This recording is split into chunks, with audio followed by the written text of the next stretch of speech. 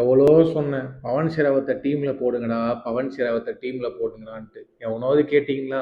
நேத்து நைட் நடந்த Tamil Thalaivas versus you Mumba மேட்ச பத்தி தான் இந்த வீடியோல பார்க்க போறோம். அதுக்கு முன்னாடி நீங்க யாராவது நம்ம சேனல ஃபாலோ பண்ணணும்னா ஒரு ஃபாலோ மட்டும் பண்ணிக்கோங்க. ஓகே. 24க்கு 42 அப்படின்னு 18 புள்ளிகள் டிஃபரன்ஸ்ல நேத்து யூ மும்பா தமிழ் தலைவாச ஜெயிச்சிருக்காங்க. இதுக்கான மெயின் ரீசன் என்னன்னு நான் பார்க்குறேன்னு கேட்டீங்கன்னா, ரைட் சைட் கார்னர்ல சுரேஷுங்க.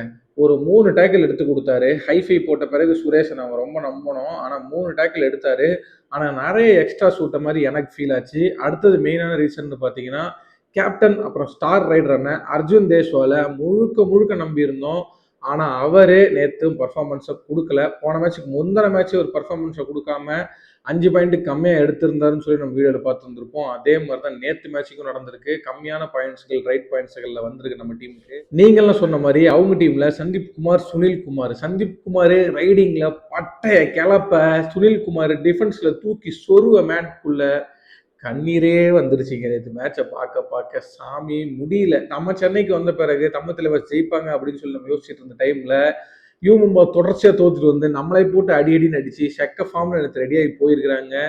இது மாதிரி போயிட்டு இருந்தா நம்ம டீம் என்ன ஆகும்னு தெரியல. ஸ்டார்டிங் 7ல நம்ம மெயினா அர்ஜுன் தேஷ்வால் கூட சப்போர்ட்க்கு இன்னொரு ரைடரை வச்சாகணும். அதுக்கு தான் நேற்று ரோஹித் பெனிவால் நல்லா ஆடி இருக்காருன்னு நினைக்கிறேன். எனக்கு தெரிஞ்சு Rohit Beniwal plus Arjun Deshwal combination work பண்ணி பார்க்கலாம். இவங்க 2 பேர்த்த ரைடரா வைக்கலாம். பவன் ஷெராவத் இல்லாதது இப்போ ஒரு மிகப்பெரிய அடியாவே நமக்கு தெரியுதுங்க. நீங்களும் பவன் ஷெராவத்தை மிஸ் பண்றீங்களா அப்படின்னு சொல்லி கீழே கமெண்ட்ல சொல்லுங்க. இந்த வீடியோ உங்களுக்கு பிடிச்சிருந்தா லைக் பண்ணி நம்ம சேனல் ஒரு ஃபாலோ மட்டும் பண்ணிடுங்க.